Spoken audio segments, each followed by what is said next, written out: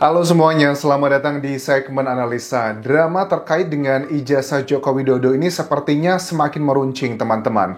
Terakhir kita ketahui pada saat Joko Widodo mengunjungi Kasmujo yang merupakan mantan dosen pembimbingnya. Kita nggak tahu nih, kalau menurut Jokowi lewat Instagramnya mengatakan bahwa Pak Kasmujo adalah dosen pembimbing akademik, sementara sebagian masyarakat dengan video yang beredar menginterpretasikan pidato Jokowi 2 tahun lalu bahwa Pak Kasmujo itu di-reverse-kan atau dimaksudkan adalah sebagai dosen pembimbing skripsi. Karena ini juga menjadi salah satu tanda tanya dalam skripsinya Jokowi, tidak ada nama Pak Kasmujo di sana, tapi adalah Profesor Sumitro.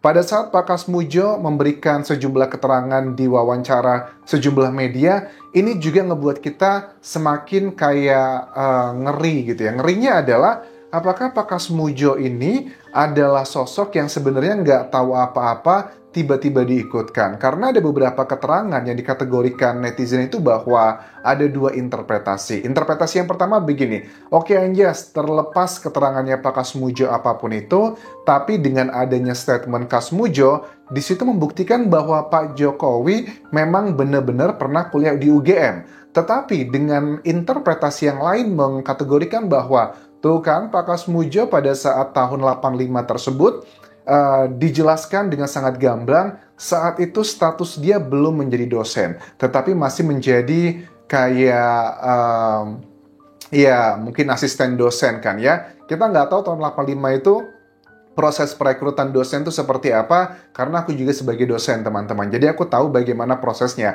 Kalau asisten dosen, menurut Kasmujo bahwa saat itu saya tidak mengajar, kalaupun mengajar, saya itu harus didampingi dengan dosen-dosen yang lainnya. Pada saat itu saya mendampingi banyak dosen, karena memang tujuannya kayak training kan ya, training melihat berbagai macam dosen, melakukan aktivitasnya. Terus, apakah Pak Kasmujo itu beneran ngebantu Pak Jokowi atau tidak? Dia tidak mengatakan secara clear ya apakah ngebantu Jokowi atau tidak, cuma dikatakan bahwa secara personal memang saya itu ngebantu banyak mahasiswa kalau mengalami kesulitan dalam belajar atau ngebantu urusan yang berhubungan dengan akademik, kalau itu bisa ngebantu mereka untuk menangani permasalahan yang berhubungan dengan drama-drama dalam perkuliahan. Ini salah satu statement dari Pak Kasmujo. Berikut ini teman-teman. Kalau ada keperluan-keperluan yang berkaitan dengan pelajaran kesulitan, soal kurang sulit, ada masalah-masalah yang perlu dibantu untuk supaya belajarnya lancar, itu saja. Oh, jadi tugasnya secara general ngebantu mahasiswa kalau ada kesulitan, buku-buku yang sulit atau hal-hal sejenis itu. Ini konteksnya tahun 1980-an ya, artinya berbeda dengan zaman sekarang. Kita paham, UGM adalah kampus yang salah satu terbaik di Indonesia. Tetapi sekali lagi dengan segala hormat, UGM itu bukanlah kampus terbaik di dunia, baru se-Indonesia dengan negara kita yang masih dalam kategori berkembang, plus juga di tahun 85. Indikasinya adalah masih banyak sistem yang belum matang saat itu, ataupun juga program-program yang masih disempurnakan lah ya. Aku menggunakan bahasa halus saja. Biarin juga sebagian orang, karena aku lihat waktu Roy Suryo juga berdebat di sejumlah media, aku tahu maksudnya bukan bermaksud sombong, cuman waktu dia berdebat dengan salah seorang yang mendukung Jokowi bilang bahwa Anda pernah nggak jadi asisten dosen? Pernah nggak kuliah di UGM? Kesannya kayaknya gimana gitu. Aku paham karena kondisinya lagi tensinya tinggi. Cuman memang betul UGM adalah kampus yang terbaik di Indonesia salah satunya. Cuma sekali lagi di Indonesia, bukan di dunia, bukan selevel Harvard ataupun juga Oxford, jauh dari level tersebut. Plus juga di tahunnya adalah tahun 85. Boleh kita bangga, tapi juga kita melihat pada saat itu memang banyak hal yang masih belum bisa disempurnakan. Bahkan di beberapa tahun terakhir ini aja kita tahu ya, sejumlah kampus yang kategorinya negeri terbaik juga di Indonesia, sejumlah oknum rektornya juga melakukan tindakan korupsi dengan melakukan penerimaan mahasiswa. Pokoknya siapapun bisa masuk kuliah di sini, kedokteran terutama, kalau mereka bisa ngebayar sejumlah uang ratusan juta sampai miliaran. Itu sudah beberapa tahun terakhir ini, apa kabar zaman tahun 85 gitu loh, media yang nggak sebegitu hebohnya. Terus Roy Suryo juga mengatakan terkait dengan digital forensik internasional. Dia mengaku bahwa sudah menghubungi dengan beberapa koleganya, baik dari Amerika, Jepang, ataupun juga negara-negara lainnya, untuk siap untuk melakukan kayak bandingan gitu loh, kayak hasil forensik bandingan. Karena dia mengatakan menghargai hasil dari Lapor Mabes Polri. Cuman kalau hasilnya nggak masuk akal dan cuma sekedar satu kata statement identik atau tidak ada penjelasan secara ilmiahnya, ini ya mohon maaf nih, kita harus curiga. Maksudnya seperti apa Pak Roy Suryo?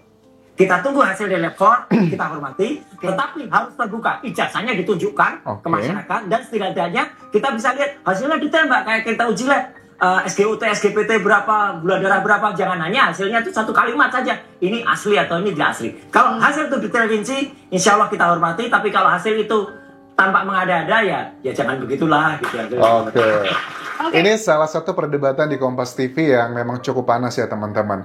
Ya, secara logika memang yang dikatakan Roy Suryo adalah benar. Kita harus mengakui bahwa di tengah sistem Indonesia yang sedang menyempurnakan, ada banyak rasa ketidakpercayaan masyarakat terhadap pemerintah, terutama juga dengan polisi, dengan berbagai macam kasus yang terjadi beberapa waktu terakhir ini. Aku rasa disampaikan oleh Roy Suryo masuk akal. Cuman kalau dikatakan bahwa harus ada tim lapor bandingan, dilibatkan pihak luar negeri dan sebagainya, aku rasa akan sangat sulit untuk prosesnya. Cuman yang aku setuju dari Roy Suryo adalah, ya sudah kalau begitu penjelasan dari hasil lapornya. Kalau di tes DNA kan, kita tes DNA kita sudah paham kalau terutama untuk masalah yang selebriti gitu. Apakah dia anakku atau bukan, kan itu juga datanya adalah kuantitatif ya. Hanya identik atau tidak, pakai persentase. Nah ini juga sama, aku menilainya bahwa data dari lapor itu, waktu keterangan terakhir kan dikatakan bahwa ijazahnya Jokowi itu sudah diamankan, sudah diambil, beserta juga dengan sejumlah koleganya, baik itu yang di Solo untuk ijazah SMA, dan juga koleganya yang ada di daerah lainnya untuk pengecekan ijazah S1 UGM-nya di Yogyakarta. Itu kan sama kayak tes DNA juga, akan menggunakan data yang kuantitatif, hanya persentase, match atau tidak. Cuman Roy Suryo di sini minta bahwa penjelasannya kenapa kok bisa dikategorikan adalah yang ini identik. Roy Suryo aku tangkap di sini dia mau menanyakan jenis tintanya, kemudian jenis kualitas kertasnya, kok bisa dikatakan ini identik. Nah, apakah itu bisa menjadi salah satu faktor yang ngebuat dia lebih percaya dengan hasil tim lapor nanti? Prediksiku sih kayaknya enggak ya. Aku yakin banget nih, kalaupun sudah ada penjelasan yang seperti diminta Roy Suryo, aku yakin nanti dari tim lapor juga masih akan dikritisi. Kok ini bisa seperti itu? Kok ini bisa seperti ini? Karena ada sebagian masyarakat yang menilai ini kesannya udah bukan lagi tentang ijazah, tetapi ada kayak faktor-faktor politis tertentu di balik ini semua. Aku yakin ada di antara kalian yang benar-benar tulus pengen mencari tahu kebenarannya, tetapi sepertinya ada sesuatu yang ditunggangi dalam sebuah isu ini. Karena udah banyak nih politikus-politikus juga masuk, parpol-parpol juga sudah mulai masuk dalam isu ini. Kalian tahu di Indonesia, kalau banyak hal sudah berurusan dengan partai politik, dengan para politikus, dengan segala hormat, itu sudah agak sulit kita mencari mana yang tulus, mana yang mau menunggangi begitu teman-teman. Nah, waktu aku lihat keterangan dari Dian Sandi Utama, ini adalah kader partai di PSI ya, yang pertama kali mengupload ijazah Jokowi di akun X atau Twitternya pada 1 April 2025, dia mengatakan dengan tegas, katanya kok dia malah dilaporkan juga gitu, karena mengupload picture atau gambar yang seharusnya tidak boleh di-upload karena itu adalah jatuhnya data pribadi. Cuma dia mengatakan bahwa saya mengupload itu di tahun 2025 tujuannya adalah agar tidak terjadi tuduhan-tuduhan yang tidak baik untuk Joko Widodo saat itu. Karena memang betul dia kuliah di UGM dan dia punya ijazahnya. Tujuannya adalah seperti itu. Cuman ini menjadi kayak backlash juga ya. Apakah itu termasuk pelanggaran dalam Undang-Undang ITE? Ya, kalau niatnya baik sebenarnya aman-aman aja sih. Karena juga ini juga deliknya delik aduan ya. Yang melaporkan Dian Sandi Utama ini kalau delik aduan seharusnya adalah dari orang yang merasa dirugikan.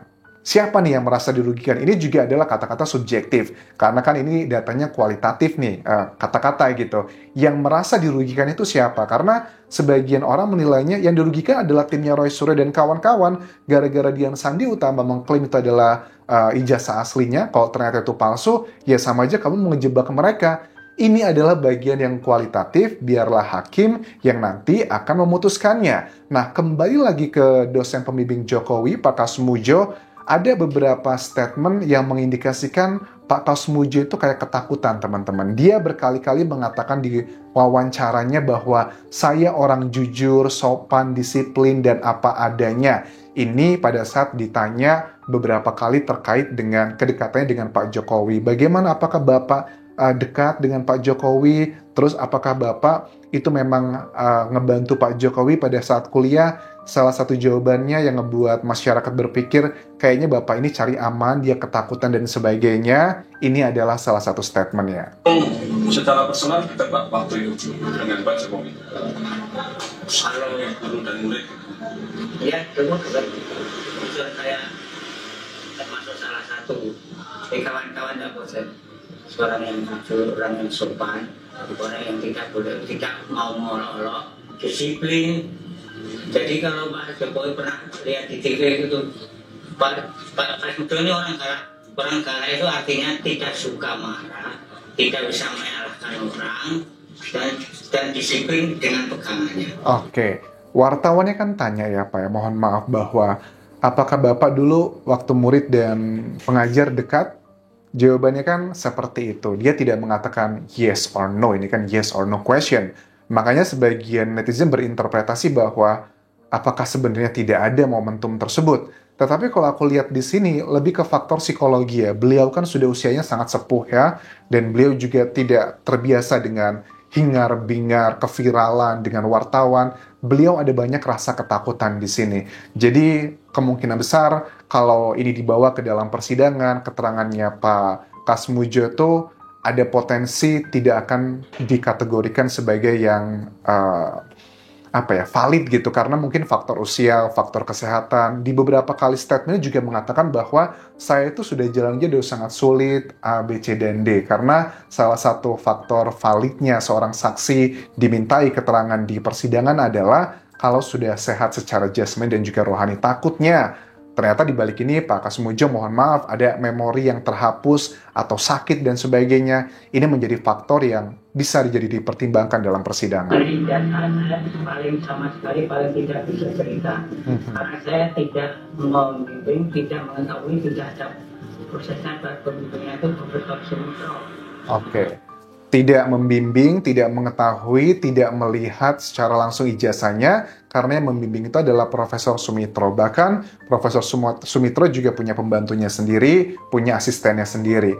Tetapi di statement terakhir Pak Jokowi kan, waktu berkunjung dan juga bertemu dengan beliau kan, dikatakan bahwa Bapak ini dulu adalah orang yang galak. Ini multi interpretasi ya, apakah galaknya ini sebagai seorang asisten dosen saat itu, pada saat ngasih tahu Pak Jokowi pada saat zaman kuliah itu agak keras, agak galak. Karena Pak Jokowi juga dalam video 2 tahun yang lalu yang sudah diupload oleh banyak media, memang Pak Jokowi tidak mengatakan dengan tegas apakah Pak Kasmujo ini adalah dosen pembimbing skripsi atau dosen pembimbing akademik di 2 tahun yang lalu. Tetapi kan ada netizen yang menginterpretasikan berbeda. Begitupun juga sama dengan Roy Suryo. Interpretasi dia melihat videonya Jokowi 2 tahun lalu adalah itu dikategorikan sebagai pembimbing skripsi, bukan pembimbing akademik. Ini adalah bagian terminologi yang nanti juga akan ada saksi ahli bahasa yang akan dihadirkan dalam persidangan. Apakah 2 tahun lalu video Jokowi itu mereversekan kepada dosen pembimbing skripsi atau dosen pembimbing akademik. Oke, ini banyak sekali drama-dramanya. Kita akan coba lihat apakah yang bohong adalah Joko Widodo atau bahkan Roy Suryo dan kawan-kawan. Pada saat Joko Widodo berkunjung ke Sumatera Utara, ditanya terkait isu ini oleh wartawan, Pak Jokowi pun juga dengan gayanya yang khas cuma bilang, jangan bahas ini, bahas aja tentang jeruk, karena saat itu sedang berkunjung ke perkebunan jeruk. Kita urusan jeruk aja. Wes, kita urusan jeruk aja. Dan wartawannya langsung diem semuanya. Artinya, secara psikologi memang Pak Jokowi, ya wajar lah ya, orang berkuasa di Indonesia, sampai sekarang pun juga sama. Kalau sudah bilang nggak mau. Apalagi juga wartawannya saat itu diundang kan ya untuk proses acaranya beliau. Terima kasih sudah menonton. Sampai ketemu lagi di video berikutnya. Tinggalkan like dan juga komen. Subscribe channel YouTube ini. Follow Instagram, Facebook pageku, dan juga akun TikTok di Anjasa Sumara. Sampai jumpa.